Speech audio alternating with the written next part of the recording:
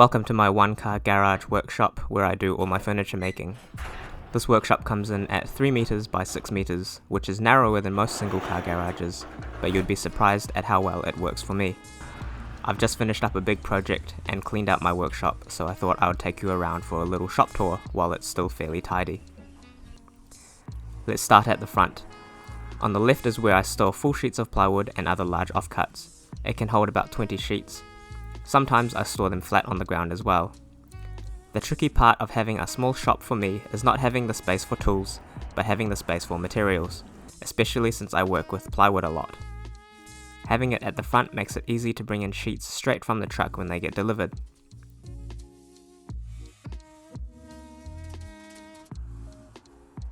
Above the plywood is a small lumber rack. I usually keep long offcuts and some timber here. Coming in a bit further into the workshop is my miter saw and drill press. I don't use them that often, but they are very useful when I do. Below the drill press is some storage for my Makita sustainers. I've been doing more site work now, and these are great for taking to site and keeping everything together. This one is my main sustainer, which holds my drills. I've organized it so that it holds all the things that go with the drills and is easy to access. It stores a combination square, spare battery, a set of drill bits, a knife, pens, etc.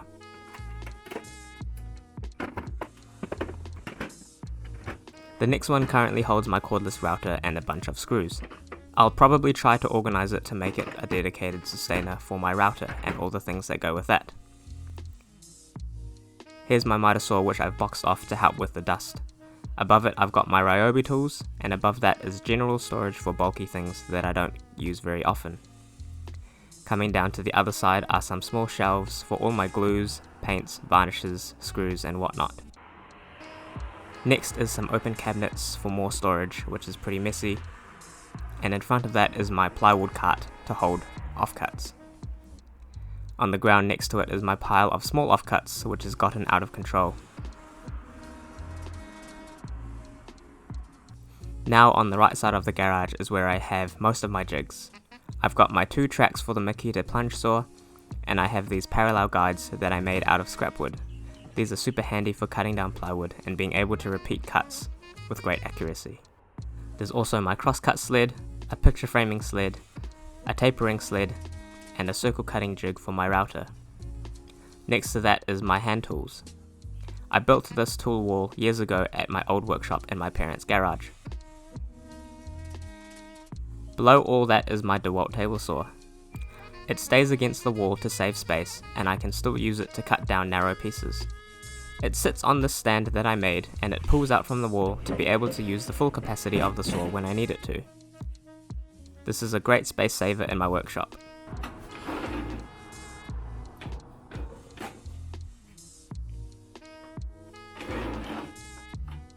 I also keep a few spare saw blades in this little shelf inside the stand. Next to the table saw is my Festool CT shop vac. It is the cheapest Festool shop vac and my first Festool product. I use it primarily for my Merkur orbital sander and my Makita plunge saw. These 3 tools are probably my most used tools in the workshop, so they typically stay together. I made this plywood platform that sits on top of the shop vac to hold the sander and track saw, and can also hold my sustainer boxes.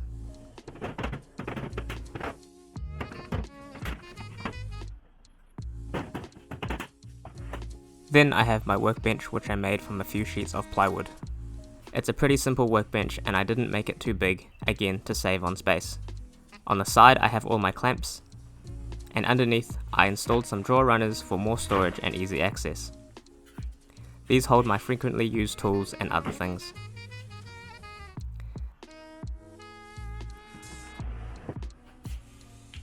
Underneath that I have 4 cubbies. This one just holds a bunch of random tools.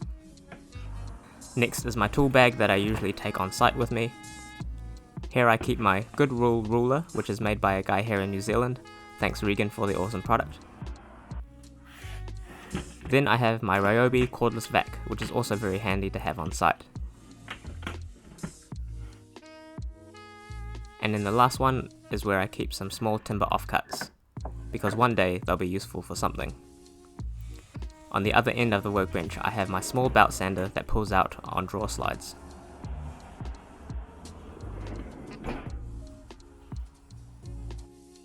People often ask if I still use my modified Ryobi shop vac because I don't see it anymore.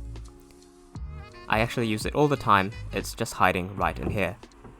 I have it surrounded by moving blankets to help deaden the sound, and the blanket at the front has gaps all around to allow for airflow. It's piped through underneath this bench, and I have it coming out underneath the miter saw.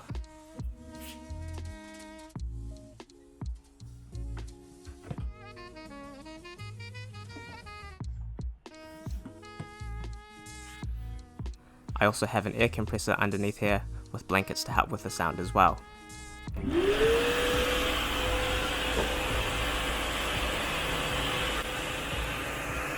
This is me talking with my normal voice. So you can see it's pretty quiet, much quieter than if I had it exposed.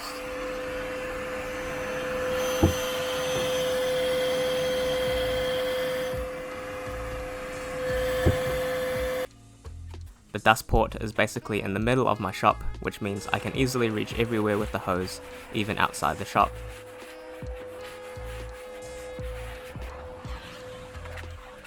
I use it mainly for my table saw and belt sander.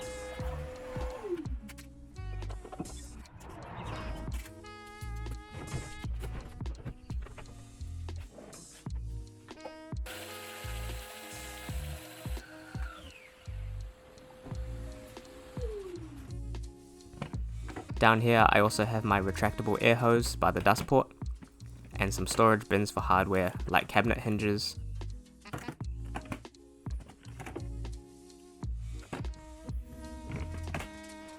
I also keep my rock climbing gear in here just because I have nowhere else to put it.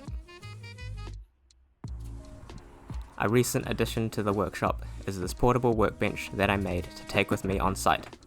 It holds some cheap plastic sawhorses held in with bungee cords and is easily set up in under a minute and is very light. I also made this channel to hold my tracks for the plunge saw in here.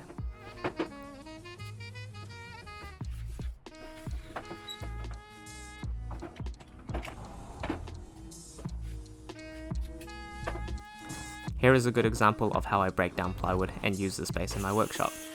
I have a stack of plywood that I need to cut down, and I'm using my parallel guides for my track saw to cut down a full sheet quickly and reliably.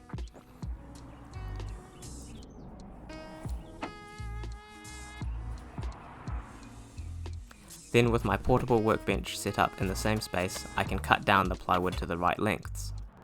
I'm using one of the parallel guides to give me the right length and a large speed square to make sure I cut it square. You can see I'm making 2 passes each time with my track saw. That's because I'm scoring the top to prevent tear out, and the Makita track saw has a feature for scoring the material, which works great. Now I'm using both workbenches to go through and sand down all my pieces. The Mercaderos sander is such a great sander, and it pairs perfectly with the Festool shop vac. Here's a close-up of the Merca and why I love the sander. It's got a low profile, so it's very ergonomic and gives you more control.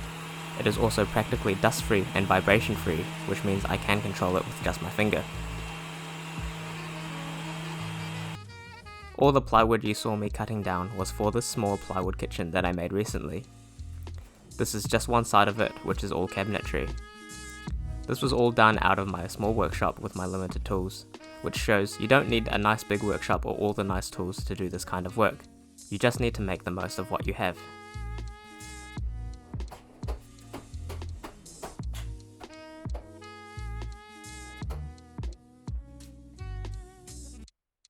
Another tool that has quickly become one of my favorites is actually an app called Shaper 3D.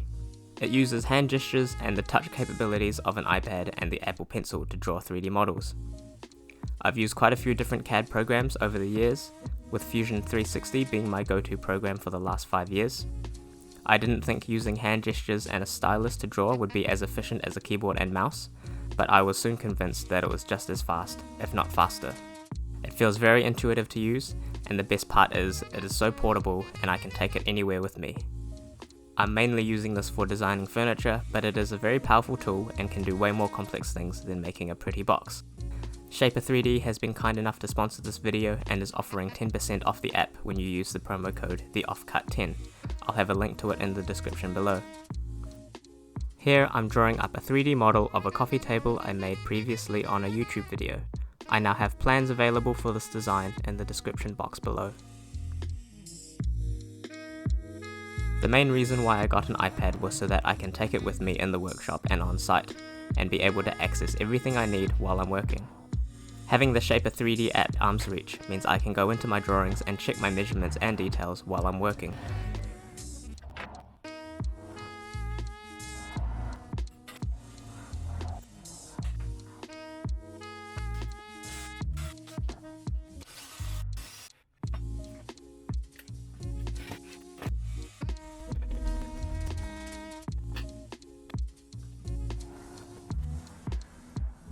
It is now a couple of days later, and I've just finished making this oak plywood coffee table with hairpin legs.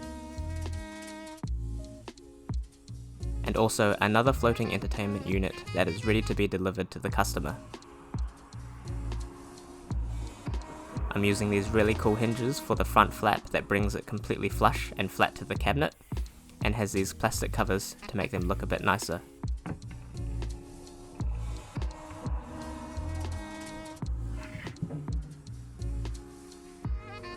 I especially like the oak grain from the sheet of plywood.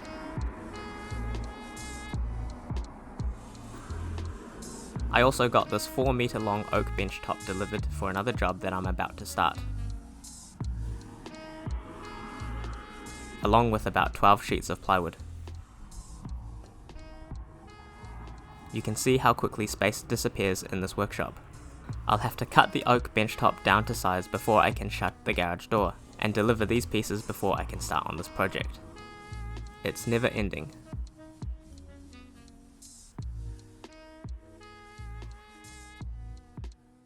Check out my playlist on how I put together my workshop, and my Instagram is where you will find my recent builds that didn't make it to video. I also have merch available and a Patreon if you feel like supporting this channel.